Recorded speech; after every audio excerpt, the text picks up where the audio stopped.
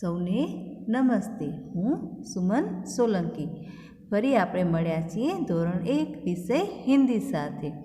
અગાઉ આપણે જે અભ્યાસક્રમ શીખી ગયા છીએ તેનું પુનરાવર્તન પણ જરૂરી છે, જેથી કરીને આપણે શીખેલું તાજું થઈ જાય.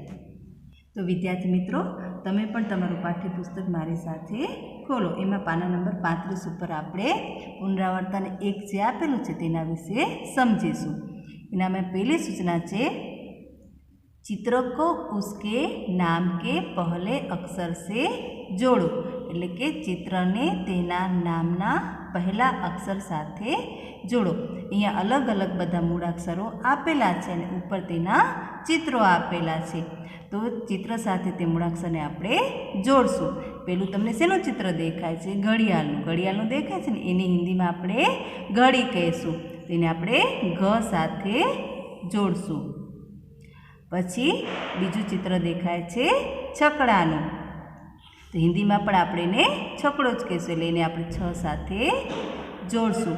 પછી ત્રીજું ચિત્ર છે ત્રાજુ. તો હિન્દીમાં એને આપણે કહીશું તરાજુ. તેને આપણે ત સાથે જોડશું.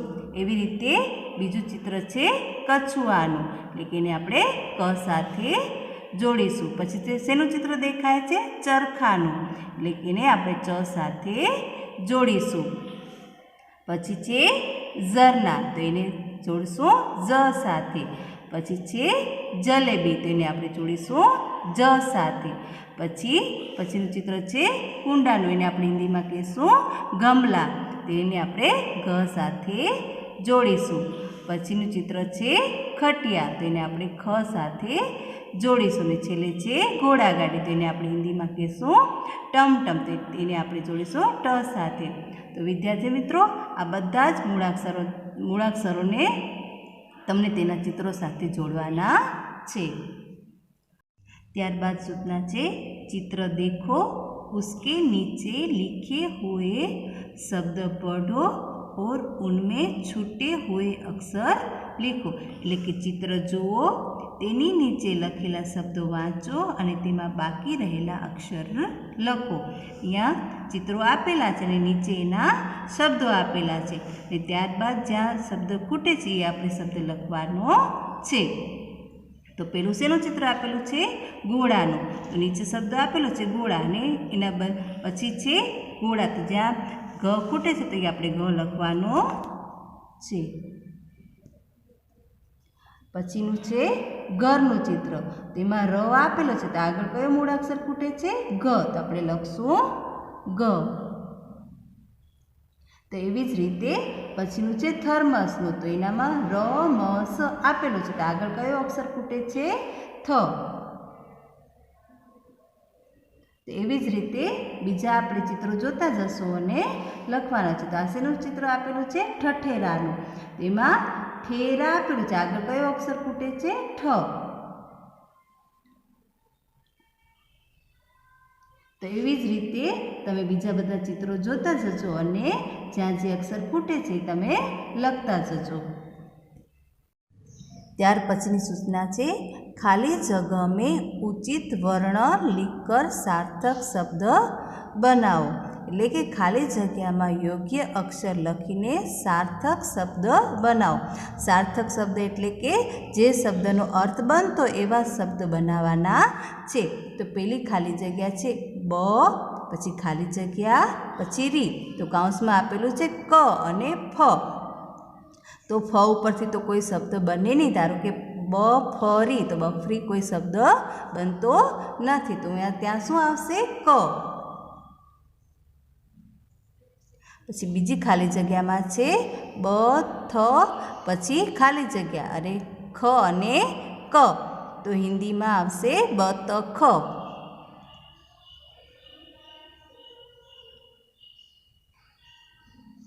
પછી ત્યાર પછીની ત્રીજી ખાલી જગ્યા છે ભ ખાલી જગ્યા ત, ને કૌંસમાં શબ્દ આપેલા છે ગ અને જ. તો જ સાથે કોઈ શબ્દ બને નહીં, એટલે ત્યાં આવશે ગ.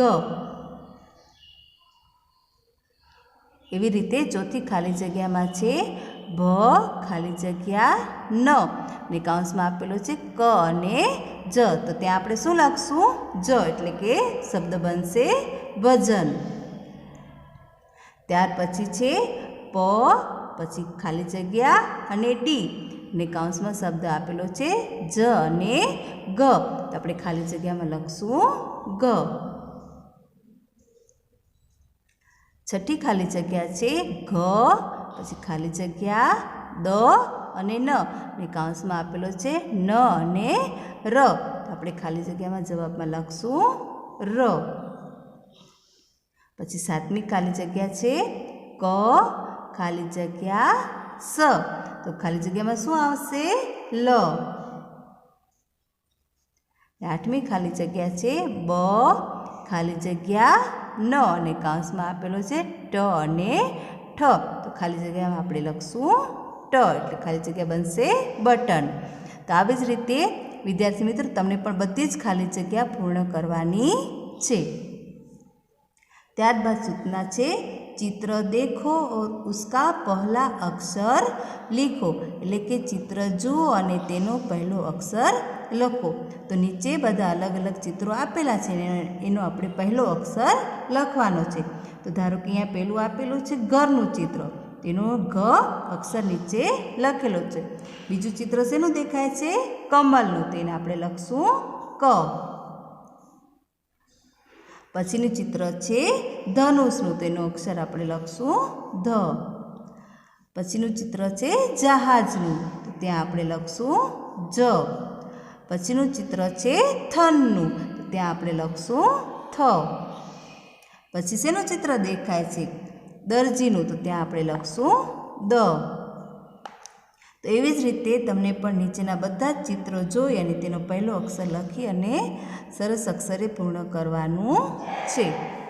હવે પાના નંબર 37 પર જોઈશું. તેની સૂચના છે શબ્દો મેં સે ક ઠ ડ ણ દ और ધ ઢूंढकर उस पर વર્તુળ બનાવો, એટલે કે શબ્દોમાંથી ક ઠ ડ ણ દ અને ધ શોધીને તેના પર વર્તુળ બનાવો. તો અહીંયા પેલે કનો મૂળાક્ષર આપેલો છે અને નીચે બધા અલગ અલગ શબ્દો આપેલા છે. તો તેનામાંથી આપણે ક શોધી અને તેના ઉપર વર્તુળ બનાવશું. તો પહેલો શબ્દ છે કરમ, તેમાં ક ક્યાં આપેલો છે? પહેલે જ આપેલો છે. તો ક શોધી અને તેના ઉપર આપણે વર્તુળ બનાવશું. ત્યારબાદ બીજો શબ્દ છે રકમ, તેમાં ક ક્યાં આપેલો છે? વચ્ચે, તો ત્યાં આપણે ક શોધી અને વર્તુળ બનાવશું. ત્રીજો શબ્દ છે નમક, તેમાં ક છેલ્લે આપેલો છે. ત્યારબાદ છે ચમક, તો તેનામાં પણ ક છેલ્લે આપેલો છે. એ ક શોધી અને તેના ઉપર વર્તુળ બનાવશું. ત્યારબાદ શબ્દ છે નાક, તેનામાં પણ શબ્દ ક છેલ્લો આપ્યો છે, તો તેના ઉપર આપણે વર્તુળ બનાવશું. ત્યારબાદ છે બકરી, તેનામાં ક ક્યાં આપેલો છે? વચ્ચે.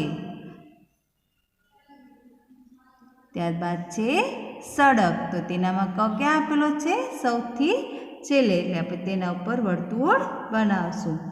અને પછી છે કછુઆ, તેનામાં ક સૌથી પહેલાં આપેલો છે, તેના ઉપર આપણે વર્તુળ બનાવશું. ત્યારબાદ મૂળાક્ષર આપેલો છે ઠ, તો નીચે અલગ અલગ શબ્દોમાંથી આપણે ઠ શોધી અને એના ઉપર વર્તુળ બનાવશું. તો પહેલો શબ્દ છે ઠગ, તો ઠ પહેલે આપેલો છે, તો તેના ઉપર આપણે વર્તુળ બનાવશું. ત્યારબાદ છે મઠ, તેનામાં ઠ છેલ્લે આપ્યો છે. પછીનો શબ્દ છે પાઠક, તેમાં ઠ ક્યાં આપેલો છે? વચ્ચે, તો વચ્ચે ઠ શોધી અને મૂળાક્ષર પર વર્તુળ કરશું. ત્યારબાદ છે ઠહર, તેનામાં ઠ પહેલે જ આપેલો છે. ત્યારબાદ છે પાઠ. પછી છે ઊઠ, તો ઊઠમાં પણ ઠ છેલ્લે આપેલો છે. પછી છે ગઠરી, તો ગઠરીમાં ઠ ક્યાં આપેલો છે? વચ્ચે, તો વચ્ચે વર્તુળ બનાવશું. પછીનો શબ્દ છે પાઠશાલા, તેનામાં બીજો શબ્દ છે એટલે એના ઉપર આપણે વર્તુળ બનાવશું. પછીનો શબ્દ છે ડ એટલે કે ડ. આપણે નીચેના શબ્દો ઉપરથી ડ શોધી અને ડ ઉપર વર્તુળ બનાવશું. તેનામાં આપેલું છે પેડ, તો એમાં ડ ક્યાં આપેલો છે? છેલ્લે. તો આવી જ રીતે તમારે બધા શબ્દોમાંથી ડ શોધી અને એના ઉપર વર્તુળ બનાવવાનું છે. ત્યાર પછી છે ણ. તો ળમાં પણ અલગ અલગ શબ્દો આપેલા છે, એમાંથી ળ મૂળાક્ષર શોધી અને તેના ઉપર વર્તુળ બનાવજો. એવી રીતે આપેલું છે દ. તો નીચેના શબ્દોમાંથી પણ દ શોધી અને તેના ઉપર વર્તુળ બનાવજો. અને છેલ્લે છે ધ. તો નીચેના શબ્દોમાંથી ધ શોધી અને તેના ઉપર વર્તુળ બનાવજો. ત્યારબાદ સૂચના છે સમાન અક્ષરો કી જોડિયા બનાવો, એટલે કે સમાન અક્ષરોના જોડકા બનાવો.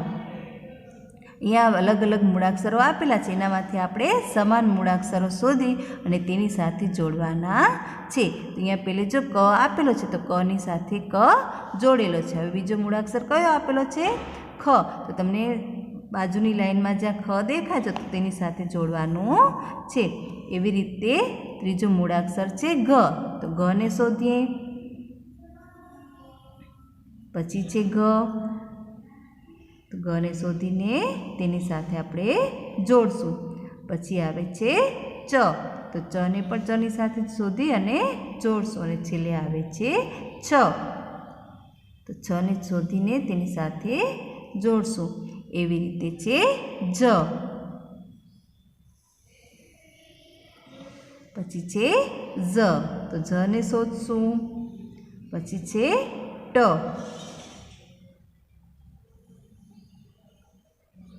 ત્યારબાદ આવે છે ઠ. પછી આવે છે ડ. છેલ્લે છે ઢ. તેવી જ રીતે વિદ્યાર્થી મિત્રો તમને પણ આમાંથી મૂળાક્ષરો શોધી અને તેની સાથે જોડવાના છે. હવે પાના નંબર 38 પર જોઈશું. એનામાં સૂચના છે પઢો ઓર લીખો, એટલે કે વાંચો અને લખો. અહીંયા અલગ અલગ બધા મૂળાક્ષરો આપેલા છે, તેને પહેલાં આપણે વાંચશું અને પછી અહીંયા ત્રુટક લાઈનમાં જે મૂળાક્ષર આપેલા છે એને ઘૂંટી અને પછીના 3 ખાનામાં આપણે સુંદર અક્ષરે લખીશું. તો પહેલું કયું અક્ષર છે? ક. તો તેને આપણે આવી જ રીતે ગૂંથશું.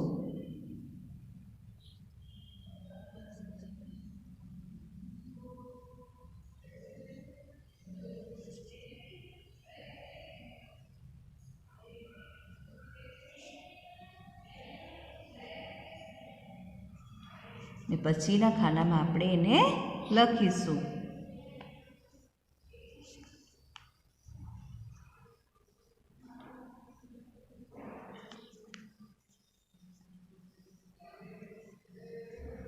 તો વિદ્યાર્થી મિત્રો તમને પણ આવી જ રીતે બધા મૂળાક્ષરો પહેલે સરસ રીતે ગૂંટવાના છે અને પછી સુંદર અક્ષરે લખવાના છે.